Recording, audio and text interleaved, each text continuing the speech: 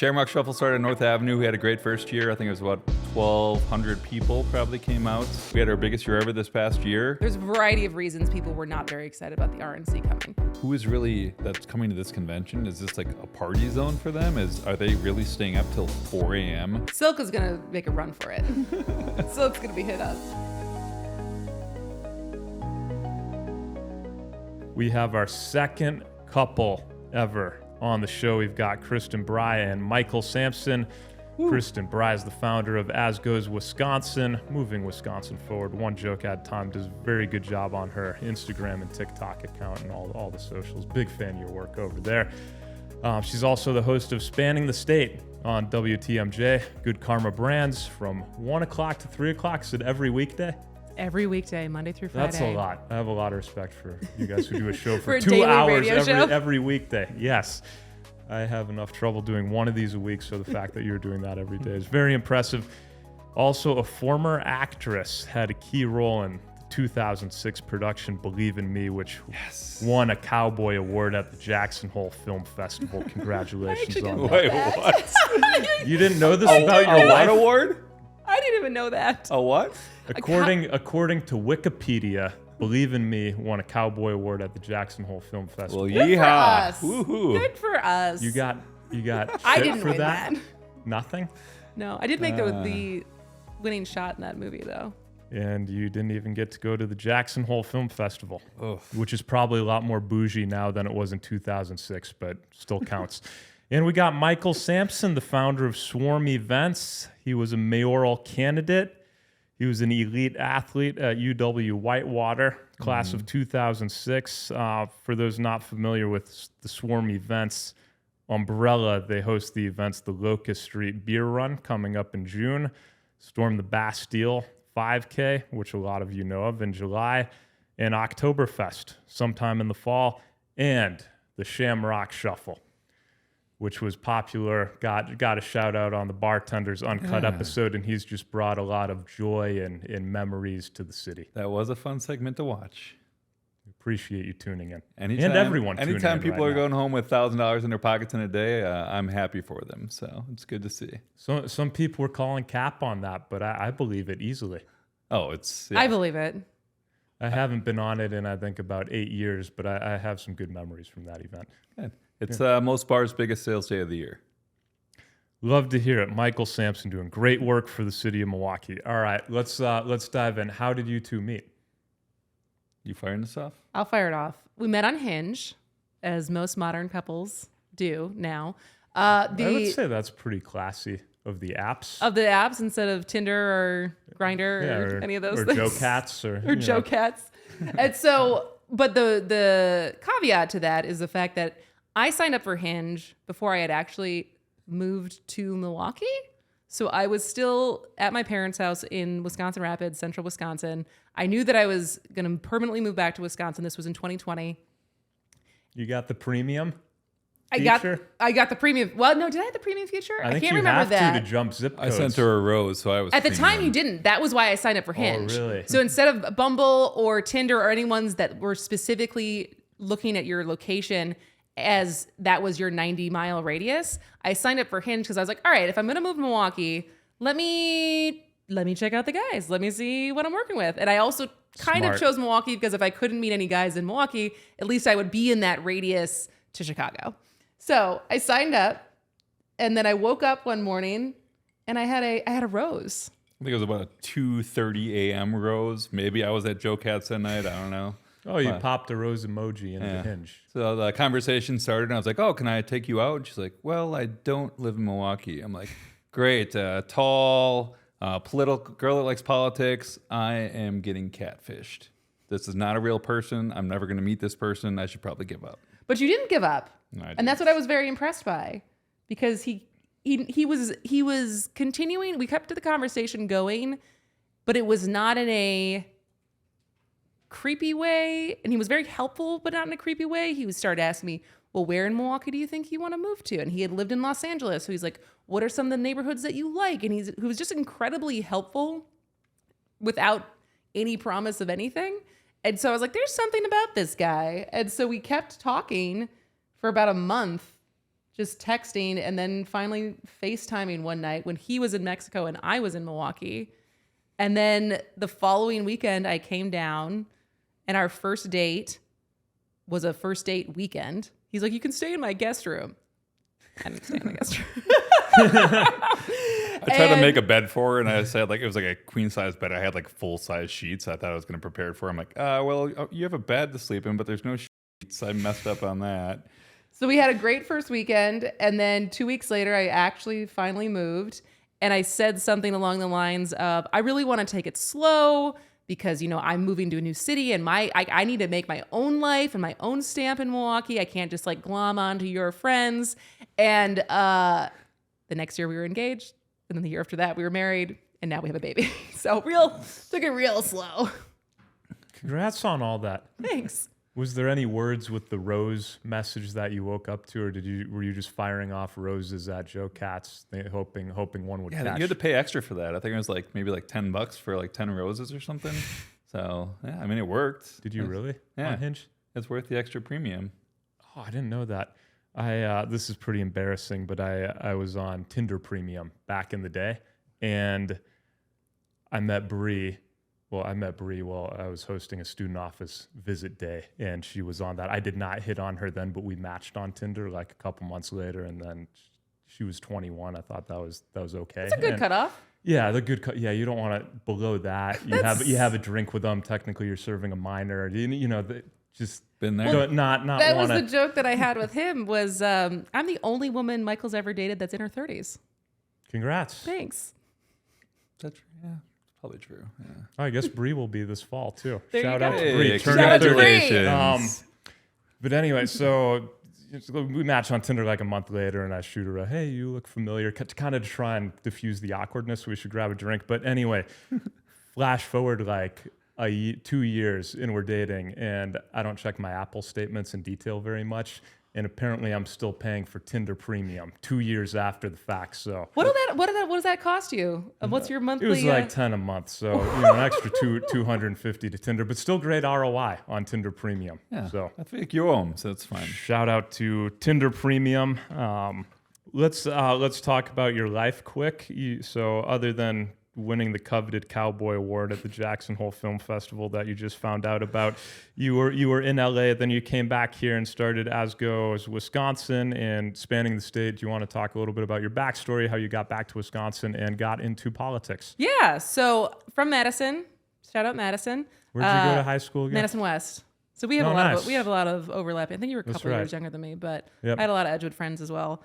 But I went to LA when I was 16 to be an actress, and did that for about 5 years until I decided I should probably go to college, and started a community college there. Ended up going to Berkeley, graduated from there. That's kind of my first entry into politics and policy and thinking about bigger world issues. But when I graduated, it was the Bay Area in 2011. So I did the natural thing and I got into tech and spent about 7 years working in software sales for B2B companies. Moved from San Francisco to New York in 2016. Trump had just gotten elected. I got out of the tech bubble, and all of a sudden it became very obvious to me that I did not want to spend the rest of my life selling software, and quit without a plan really, but started making content, started doing stand-ups, started doing sketch comedy and improv and performing again, but not with the emphasis on being an actress, but just on the emphasis of loving to perform and loving to make stuff, with the added layer of wanting to figure out how the best people out there, the John Olivers, the Jon Stewarts, like how do you use entertainment and comedy to inform people? So I started trying to teach myself how to do that. Another kind of quick stop in Los Angeles. I came up with this idea of making a documentary about Wisconsin voters in 2020. So I had set up a bunch of interviews. I was going to go to my parents' house, try to cut a trailer to then raise money to be able to make that documentary. Landed at my parents' house March 15th, 2020, and the whole world shut down. So camped out at my parents' house for the first half of the year instead of going back to Los Angeles. Started doing what I knew how to do, which was make content.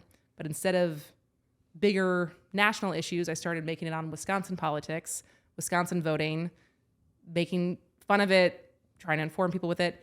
And there was just a clip of finding an audience at a faster rate than I had with anything else I had made.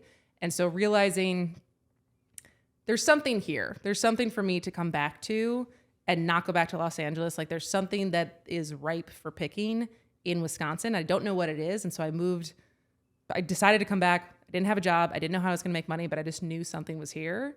And then that has turned into, since growing As Goes Wisconsin, but I now also I'm a the only video columnist for Journal Sentinel. Yep. And so I write for Journal Sentinel. I make videos for Journal Sentinel. That turned into an As Goes Wisconsin radio show with my former employer, Civic Media. And then at the beginning of this year, when 6:20 a.m. WTMJ decided to change up their format after Jeff Wagner had left, they had approached me again saying, do you want to come do this show that's about telling stories and news from all across the state? And I thought that sounded pretty cool. So now I do all three. So now I do my own videos for As Goes Wisconsin. I have the radio show that's all about Wisconsin. I got the video column that's all about Wisconsin. So I've really made this part of my identity. Yeah. When did things really start taking off for As Goes Wisconsin? You said it was at a faster clip than anything else. Was it instantly? And it was in 2020. Did you get on TikTok early and doing reels early? Yeah, it was a little 2020. And then I think the big uptick I saw was when I didn't have a job and I didn't know how I was going to make money. I was still consulting and doing stuff that wasn't content related in the beginning of 2021. So we had been dating at that point, and I just committed to myself. I was like, I'm going to make a video every single day. And I think there's something powerful in any kind of creative pursuit of that kind of commitment, because one, you get better at just getting it done and not being too precious about any one thing that it has to be perfect. You just get it out there. And sometimes the things that you don't think are going to perform well totally take off. Some of the things you spend the most amount of time on totally bomb. Mm-hmm. But it's that lack of attachment, that just continuing to be creative, that was really helpful.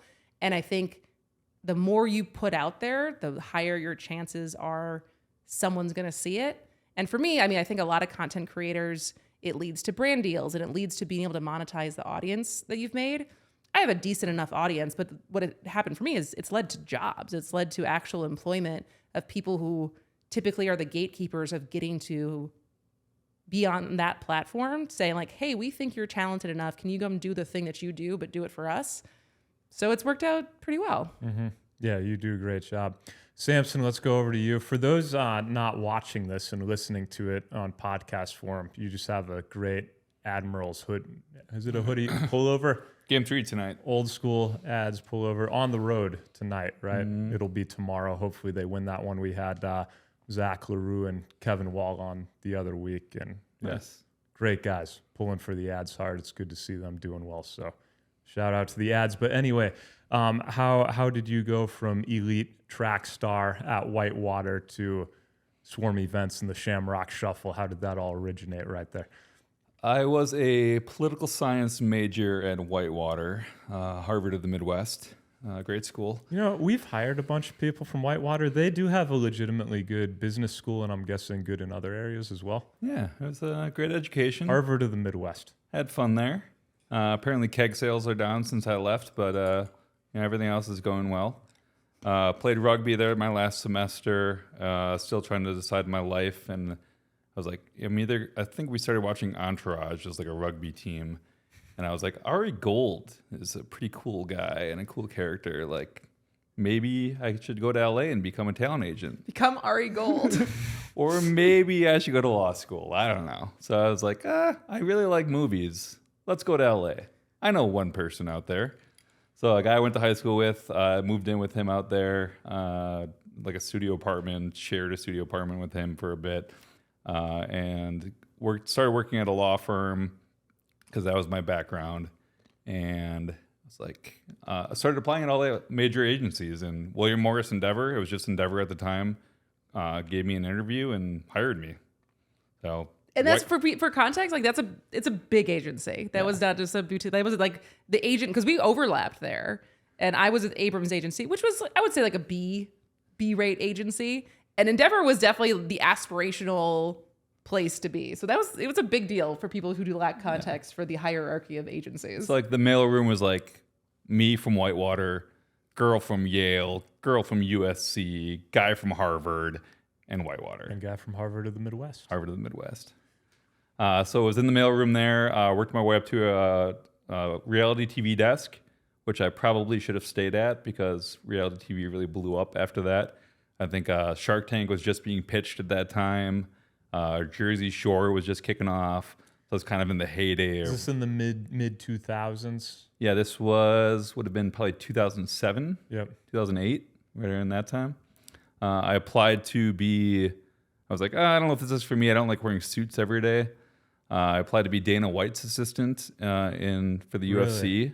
I think that he picked some hot girl instead of me, which I get. We definitely would not be married if he would I have would been be Dana dead White's probably by now if I would have been assistant. in Vegas for whatever years being Dana White's assistant.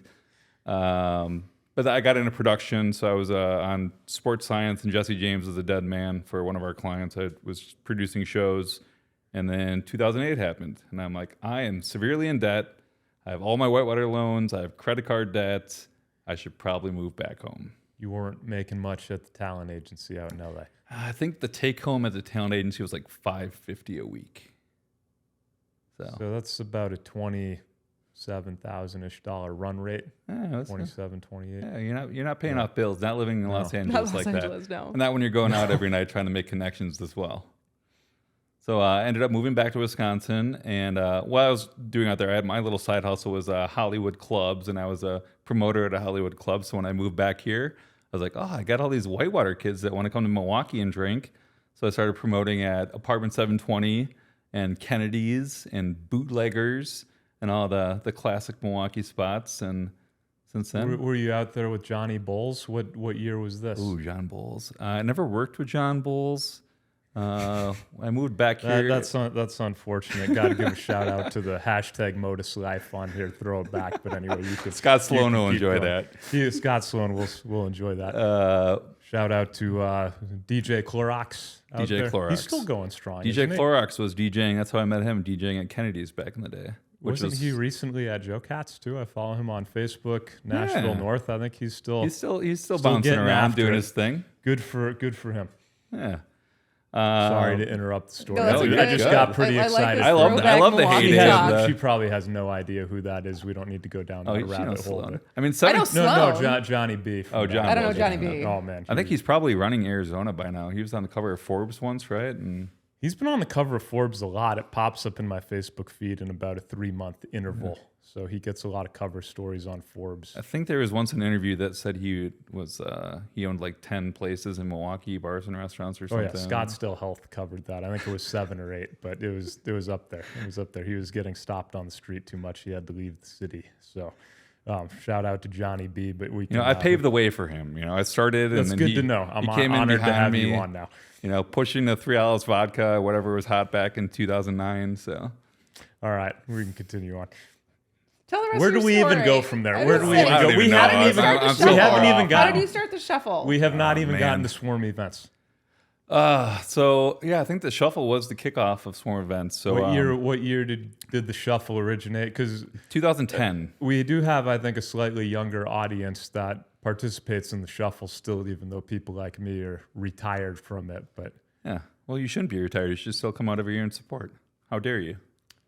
it's a pros and cons thing, where being in a committed relationship and going out, my fun cap's probably at like a 8 or 9. I can still have a really good time, but my hangover is going to be 10 or higher, Well, guaranteed. You From the could Shamrock bring Shuffle, her so with you, and then she'll be at the same level as you, and you'll be the miserable together. hangover's still above 10. It's just hard to make the math work on that one, but I had a great Shamrock Shuffle, several years ago. Good. Shamrock Shuffle 2010. 2010, North Avenue. So it was me and the Milwaukee boys, and I think Jeremy was in Milwaukee Drinks at the time.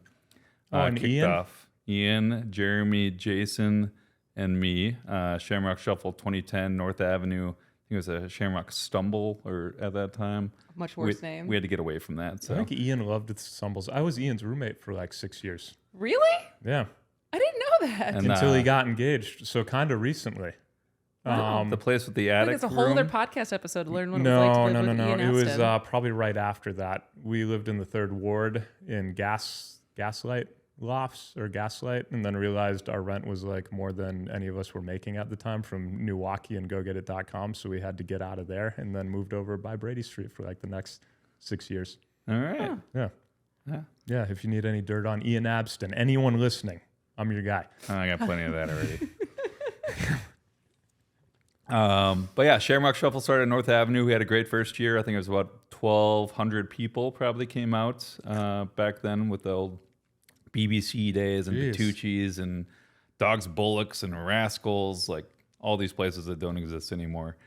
So we had continued up there. After the second year came around and we split ways. I continued on North Avenue. The Milwaukee guys went down to Water Street. So we had 2 competing Shamrock Shuffle events. Eventually, Milwaukee got too corporate. They couldn't do it anymore. The big money was saying, "Hey, stop throwing bar crawls." So I'm like, But you didn't sell I out. will take it over. I don't have access to big money. I'll keep doing this. So I took over Water Street as well. That and then- had to be an Ange decision. Probably a smart one. I know Foget wouldn't have backed down from that. That guy can roll. That's true. I don't know. I don't think an Ian in his 20s would have backed out from that either. I don't remember if Angie was in at that time or not. Yeah, We'd she have was to- there from the start, I think. Oh. She probably didn't interact with the Shamrock Shuffle. That's why you didn't know who she was. She pulled those two. She pulled those two out of there. But it worked out. It continued, and Yeah. it's 4 streets. It's always it's dabbled and bounced around a little bit, but we had our biggest year ever this past year. It's back. I think we were the last event to give Milwaukee COVID in 2020. I think it was that weekend, and then COVID and shutdown was the week after. So wild times. Survived that. Was not fun times for an event planner in Milwaukee. Watching just bank account go to zero and praying for COVID relief money that didn't come and all that. But we're back. We're better than ever, and we're gonna continue moving forward. Yeah, the bartenders Uncut, bartenders that were just on love the Shamrock Shuffle, and so do clearly a lot of people in Milwaukee. So doing a great job. What about the beer run and Bastille days? Those are 2 relevant events that are coming up that if people listening want to participate in. You want to plug those? Yeah, those were both kind of added on post-COVID. So we live in River West, and the Locust Street Festival was not going to happen. And Black Husky kind of came forward and said, "Hey, we're going to throw this again. We need help with the beer run." So I'm like, "Hey, I'll help with the beer run." So we're going to jump in. That's happening June 9th this year. It's a Sunday. It kicks off at 11:30. We're hoping for 1,000 runners, walkers, whatever you want to do. It's sponsored by Lakefront Brewery. The history of that event's pretty cool. Back in the 70s, they wanted to widen Locust Street, and the neighbors and the businesses fought back against it, and they succeeded at versus city, and they started throwing a festival and a party about it. So 45 years later, here we are. It's going to be fun. Awesome. And then Storm the Bastille. That's a very historic event. When did you take that over? Or have you always been doing it? Storm was 20. I've been doing it. This will be my 3rd year. Okay. So Easttown was coming out of COVID. They didn't happen for a couple of years. Bastille Days didn't happen. Eddie Sturkey from Easttown Association kind of took over the Easttown, and I approached him and said, "Do you need help with this run? I'm willing to lend my support for Bastille Days and Storm the Bastille, and happy to help and continue this moving forward." So it's been awesome. Had the biggest year ever last year. Most sales ever. Most runners paid for. A lot of times in the past, I think a lot of people just came out and did it and didn't pay. They would just run the event. But we need people to sign up and run. It supports Easttown Association, which helps put on Bastille Days, Jazz in the Park, free events that happen in Milwaukee. There's not a lot of free events that happen anymore. So the more you can come out and support, the better. Only night run that happens in Milwaukee. Only downtown run that you can run the streets of Milwaukee. So it's fun. Did we have some Milwaukee and Wisconsin related questions? I think I'm going to go refill the Central Standard Rocket Pop that just went down. I'll take one of those Rocket very Pops. smooth. I'll All try right, it out. We'll go get some Rocket Pops, and we will be right back after this. We are back Blue with drink. the Central Standard Blue Drink Rocket Pop. So get us through the end of the show. That is pretty good. Yeah, I think it's really good. Goes down It's, smooth. it's a very good summer drink. Yes. I put a little Sprite into it. What is this? The bartender, Maddie at Central Standard, recommended to put a little soda, water, Sprite into it. A little vodka mix? It's the Rocket Pop. It's the ready. They have a series of ready pours. Yeah. They've got some good ones. Is it canned as well? The Rocket Pop is not canned. But yeah, you can drink it straight up basically, which is what this is. So yeah, if anyone's looking for a great summer drink, the Rocket Pop is approved. Are we gonna? I guess we can test it out to see if we're gonna have blue mouths at the end. Might like be part of it. It kind of looks like you're drinking Hypnotic on the rocks. I was also thinking that. Throwback to what? Which mid I like. aughts? Did I mess that up with the Alizé? What color was the Alizé?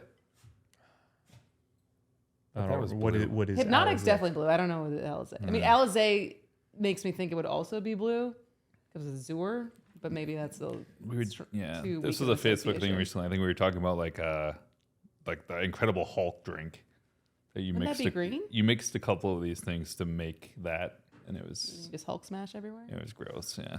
We will go to Wisconsin and Milwaukee-based questions. Let's go back to politics. Okay. Let's talk about the RNC coming to Milwaukee. You were a mayoral candidate. You are obviously very ingrained in the political landscape of Wisconsin. What are you guys thinking from both a economic impact perspective? We can start there, and then I'm just wondering, like, the pulse of the city of the RNC coming in. I'll let you start because I feel like you were here when the DNC was being planned and had obviously felt the fallout of when that didn't happen. And I don't know if you have feelings about how so far the planning for the RNC compares. I think ahead of the DNC seemed a lot more prepared, and venues were getting booked quicker, and they were letting the people know that booked the venues. So the lag with the RNC right now is that no one knew where they were staying. I don't know if they still know, but they weren't telling people where they were staying in the hotels and stuff yet. So then people weren't booking venues as fast as they did for the DNC. So that was a big problem. Like for event venues and stuff like that. Yeah, so businesses are just waiting to hear, or the delegates that are coming are waiting to hear where they're going to be staying. Because if you're staying in Madison, you're not going to be booking a party at Whitetail on 3rd Street because you're in Madison, so you're going to book something in Madison afterward. So I think there's just been a slow process. Are like the media companies booking stuff? Well, I would just talk to someone who like Lupe and Iris still doesn't have a single reservation. I'm curious. I signed up to be like part of the RNC marketing. Like, there's a lot of people on the marketing committee or whatever, but I thought it would be good selfishly because we have the studio space here, and I figure a lot of media is coming in, and like this would be a good place to rent out. And I think we rank first on Google, like when Barstool will reach out to us when people are coming in, or people from LA to like, because there's no studio like this really downtown, and I've gotten just zero inquiries from the RNC, which I've found interesting. Yeah. I threw myself out as an event planner because I was just like, I'll just see if someone contacts me. Right. Hey, I'm an event planner in the city. Hit me up if you need help with anything. Yeah, and that's not bashing the vendor portal or anything. I just thought like off Google, we'd probably be getting a bunch of hits a couple months leading up to it. Because we're 80 days out? It's in maybe July. closer to 60 July, days. Right? And so that's the thing that I think is interesting from the standpoint of in the people who were, there's a variety of reasons people were not very excited about the RNC coming. One of which is worry about violence and political violence and stuff, which is not, there's never a non-zero chance of that stuff happening. The way this is shaping up, though, I think there is a greater chance that the fallout is more that it doesn't have the same economic impact that we thought it was going to have because it's just kind of a chance. I'll probably eat my words, but there's chances like it's just not that big of a deal. Like it'll be a big deal because there's a lot of people here, but with things not being booked out, I was just talking to a friend who in her world of corporate sponsors, she was talking to kind of this corporate banking donor board, and they're not doing the DNC or the RNC. They're just putting that money towards something else. And so I'm wondering... And they usually do that. And they usually do the RNC and the DNC. And so as there's obviously a lot of anticipation, the Baird Center just opened. It looks beautiful. And I think there certainly will be some kind of economic impact. But it'll be interesting to see the fallout, if there is fallout, of if this just kind of ends up being not that big of a deal as far as what we thought it would be. How many people are anticipated? 50,000. 50,000. How many come for like Harley's weekend every year? Harley Fest. That's a good question. Is it comparable? I would say it's probably comparable. Comparable. But you think about it, because then you fast forward to next year, and estimates of 200 to 300,000 for the draft in Green Bay. in Green Bay. But think about Green Bay. Think about There's there's going to be nowhere to tons of stay up people there. staying Oh, yeah. up and down the Here, coast of Kohler's Lake going to be Michigan. flooded. Well, there's So that we probably better not- hope that 43 is finished. If they're going to be shuffling people to and from Green Bay, It's as a far nice as trying to stay incentive to here. get 43 done. Right? That is a mess right now. It is a mess. I was having a conversation with the bar owner yesterday, Ben Hebel from Poor Man's, great spot, but just about the extension of bar time as well. Like, who is really that's coming to this convention? Is this like a party zone for them? Are they really staying up till 4 a.m. drinking? Like, who? Some of those guys Should they could be get at that after it point? pretty good. Silk is going to make a run for it. So Silk's going to be hit up. It's like going to be a big windfall for them. But I think there's going to be a mix of like people that I don't was want about any. to give a shout out to someone, but I have not drank enough Bomb Pop to do that yet. But I have a name in mind. Okay. For a Keep going. Silk shout out or Yes. Oh, what a Not lucky, me. What a lucky dancer that is. But yeah, I think a lot of people are going to avoid downtown and get out of the city. So the influx of people coming in versus people going out that just would want to avoid the whole situation. I think it's still going to be a better economic impact for the entire city that weekend that we would normally have. But for sure. we won't know till afterward, right? And I also think there's something interesting as far as how much of that money will stay in Milwaukee's economy that we won't know until after the fact. Because I was thinking about this. Remember that Milwaukee Business Journal article that came out as far as how much people are getting for renting out their places? How much are they getting? A lot. I mean, $6,000 a night, $7,000 a night. And we have some friends who've put their place up. They haven't gotten rented yet. But as far as the how much money you could make from renting your place out that week. And if you think about that through the lens of who gets to rent their place out, people who already own their homes, people who already own a nice home. And so I think that's indicative of there's going to be an economic impact no matter what. How much does that stay with downtown business owners and people who are already wealthy, and how much of that actually trickles down to different parts and different communities in Milwaukee? I think there's going to be stratification of that. Would it normally though?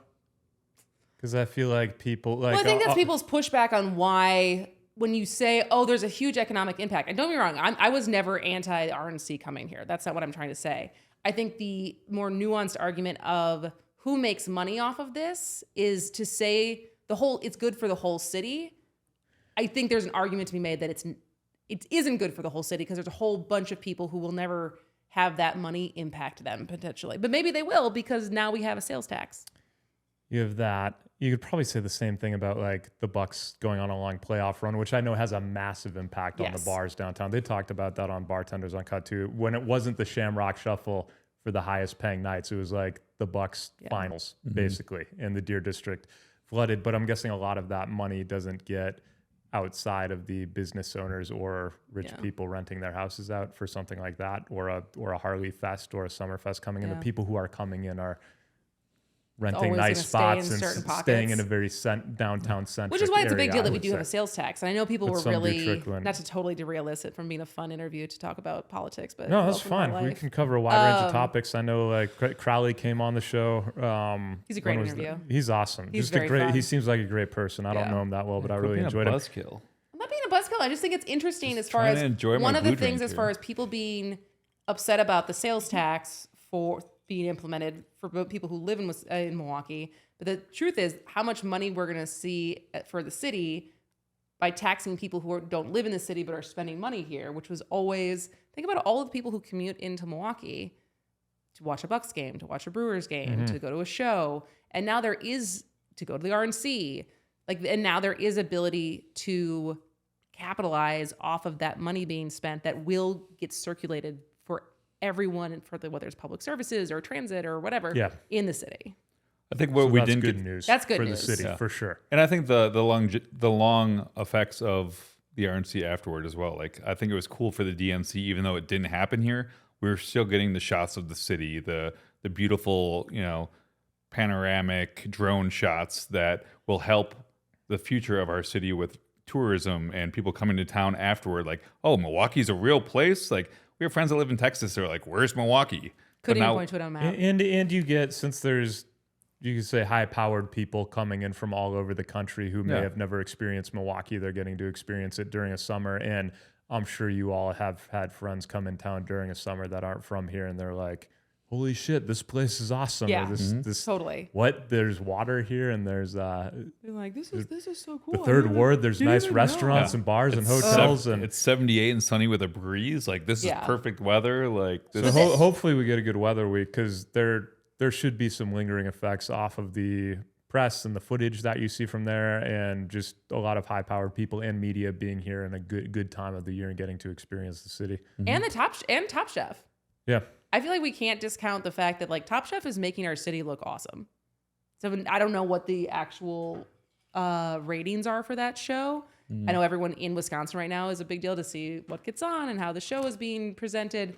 But I mean, that show has been on for a long time. And so I think the ability that it could promote Milwaukee in a really good light in the same way that an RNC will, in the same way, hopefully, Green Bay and parts of Wisconsin being shown off next year for the draft. Like, this is all good for Milwaukee and for Wisconsin. Let's go to some more Milwaukee and Wisconsin based questions. What are your any favorite weekend getaway spots in Wisconsin? I enjoy Kohler. I just love the history of that area, and we stay at the American Club. You look like a pretty bougie guy over there. I'm not that bougie, but in his sandals. I like to fancy it up sometimes. I think we went to Kohler when you were pregnant last year. Early in my pregnancy, we went to Kohler for a weekend, which was great, except You got to drive him around? Not even that so much as we did the 5-course tasting menu, and pretty much half of it made me feel pretty ill. And because I was just nauseous for the first trimester. I had a great time. He had a great time because he did the wine pairing, and by the end of the meal, he was top 5 drunkest I've ever seen him. So that was fun. But yes, Kohler's great. I think obviously Good Door County is always great. This is less of a spot that you can go to, but our brother-in-law's family has a spot up in Lac de Flambeau, which is not an easy place to get to, but once you're up there, it's up by Minocqua. And there is northern Wisconsin in the summer you're hard pressed to see anywhere as beautiful as it is up there. It's gorgeous. We're doing my birthday is August 3rd. We're doing a trip to Pepin, Wisconsin this year with my siblings. In the Mississippi. Along the Mississippi River. La Crosse and do all north of La Crosse. Oh, nice. I feel like that's actually, when we went there 2 years ago, as quaint as Door County is, I feel like it's kind of the obvious go-to. If you want to see quaint and kind of untouched and like definitely not an influx of money yet, go to the different river cities on the west coast of Wisconsin. Mm-hmm. It is a lot of cute bed and breakfasts. It's a lot of cute smaller bars and just in general smaller town attitude. But like still beautiful being right on the river. Yeah. Bree's parents live on a lake in Menominee, Wisconsin, which is not far. It's on the west side. It's not far from the cities. But we were in Hudson visiting Nicolet the other day. There you go. That's a river town on the Mississippi. Yeah. That's a beautiful little spot. Yeah. Very close to the cities. There's probably more money in that area than the middle of nowhere river towns. But yeah, west side, northern parts of Wisconsin. Really nice. What are your favorite breweries in Wisconsin? We always have, obviously, some nice High Life in our fridge at home. So we like to support Molson Coors locally. Very craft answer right there. Thank you. Third Space, great brewery. Yeah, I like Third Space a lot. Happy live Place between great beer. Yeah, it's great. We always have Happy Place in the house. Always Happy Place in our fridge. We live between Black Husky Brewing and Company Brewing in River West, so we frequent both of those and like Black Husky is great because I imagine maybe you can take your dogs to Company, but Black Husky is definitely a dog bar where there's always lots of dogs. What is that one brewery in River West? It's really good. I think it's kind of newer. Gathering Place? Or Amorphic? Amorphic. They've got really good beer. Have not been there yet. Oh, we're slacking. We Yeah. have not been there yet. I thought about it. They have some of the best beer in the city, Ooh, bold claim. for sure. All right. They do Like like to a see you cool rooftop dinner experience too, I think, that I saw last year. I didn't know about that, but they've got good beer. All right. We'll try it out. I got the gout. Gathering so Place has a location in Tosa too. I hit that up sometimes. Okay. Yeah. I got the gout, so I stay away from breweries most of the time. But if they have a nice little seltzer for me to drink, so I'm not limping around for the next week, it's good. See, he's as weak as you are. What is gout? I'm an old man like you. We can just hang out and You on the don't know couch what gout together is? You've never heard of the King's with disease? our dogs. No. It's basically, what is the acid? Your It's a pork? buildup of uric acid crystals in your feet. So it's like you can't eat red meat and drink beer and Red wine, asparagus. shellfish. Yeah, my life sucks. And so when you have a flare up, basically your feet and your toes hurt a lot. But you can drink Rocket Pop from Central Standard Distillery. You can drink Rocket Pop. Maybe not. It might be. I don't know how much sugar's in You here. were but diabetic. No, I do not know but- how much. I don't know the sugar content in Rocket Pop. We could check that, but it is very good. If Great summer drink. I'm limping tomorrow. I'll let you know. Any out of Milwaukee breweries that you guys like? I Well- really enjoy Potosi Brewery. I've heard that's amazing. I've never been there. I mean, That's going a up river to the, town, right?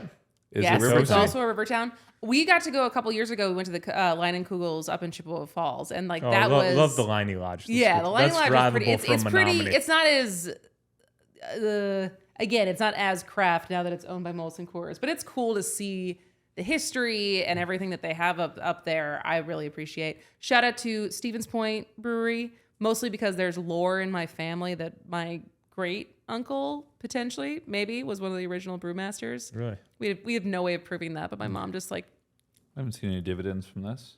I know. Listen out. Right. You're getting Shamrock Shuffle money over there. You don't need any My of cousin that. Bill runs a great brewery in Madison called Youngblood. Some of the best sours and IPAs probably in the business. So Good at naming let's things. support Good at them. naming beers. Have you ever had some Young I Blood? think someone commented Youngblood on one of our Instagram videos, the brewery one. I haven't been there, but I remember looking at that. The beer is very good. Oh, it's like newer, right? Modern-ish looking. Yeah, probably 2 or 3 years old. Yeah. They have like the that's newer. pastel cans. They're usually tall boys. Yeah. Sweet. Yeah. What do we got next? Favorite Wisconsin supper clubs or summer restaurants? Ooh, you throw in summer restaurants. Summer restaurants is a nice added in. I was thinking, I feel like my list of famous Wisconsin supper clubs is, I think they're still on my have to try list versus already been there, done that, loved it. We did go to Honey Bear when we went up north. I don't know if that's considered a supper club or just one of the best fish fries in Wisconsin. There's Harvey House in Madison, which is supper club. It's a very elevated supper club. They were on Top Chef. We're friends with them. If you can go to Madison and eat at Harvey House, it's one of the best restaurants in the state, I would say. What was the first place you mentioned? Honey Bear? Where is it? Ooh. I remember what city it was in. One of the best But it's like by Eagle fish River fries. or by Wisconsin. Minocqua. We had a bunch of different stops we were going at when we did an up north road trip. But what about places closer by that as far as Norwood Pines in the Minocqua area was really good. We had fun there. Delicious grasshopper. I mean, are you really a supper club if you don't have grasshopper? So I'm trying to think of what's your favorite place? Other places in the summer that I'm a fish fry snob, so I go more out of fish fries than supper clubs. Why don't you go that direction? There's a lot of fish fry listeners. He is a I fish would fry assume. snob. yeah. Top fish fry, maybe a hidden gem fish fry or two. Kegel's Inn, my partner on Milwaukee Oktoberfest, has one of the top 2 perch fries in the state, I believe. Julian Kegel. Yes, has a great beer garden in the summer, great spot with live music, sitting outside, enjoying a fish fry. Otherwise, Wentz in Fond du Lac is a must stop. If you're heading up, always have perch every day of the week. So you can stop there whenever and enjoy their perch. And I make Kristin go there every time we drive north, and she loves it so much. Fish but fry also- any day of the week. What could go wrong? But Honey Bear was one of the best. I think it was a cod fish fry. That's probably the best I've had in the state from a cod standpoint. Yeah. Really? Yeah. Charlie brought up Wentz, I think, when we asked him about supper Yeah? clubs and Fondy. Yeah. There you go. Yep. There you Good go. company. Counts. Any cool Milwaukee hidden gem spots you like going to? Things that are maybe slightly off the radar. Well, where we got married, I would say, is still off the radar. So we got married at Sanger Gardens in Brewers Hill. Which, have you ever heard of it? I've been there once. You've been there once, and Ian threw an event there. there you go. So I still think that is. I remember when we got, because we live streamed our wedding because we only had 15 people actually at the ceremony, but for people who wanted to watch it, we had them watch it, and a bunch of people were like, are they in Milwaukee right now? Because you're so engulfed with that beautiful garden and you feel almost secluded from the rest of the city, despite it being almost directly in the heart of the city. And it's a public garden, even though this is their private property. They have it as open as a public garden. So if you're on your way to Uncle Wolfie's for breakfast, you can walk through, you can sit there and read a book. And I just think, as far as the couple who owns the property, them being gracious enough to not only keep up that garden, but then open it to whomever wants to rent it as a private event or just hang out for an afternoon. I think that's really special. Yeah. Sampson, any favorite hidden gems for you in the city? So I sold liquor for general beverage for years, and then obviously my bar crawl game. So I would say that I probably know the bar and restaurant scene in Milwaukee better than anyone, and I would match that against anyone.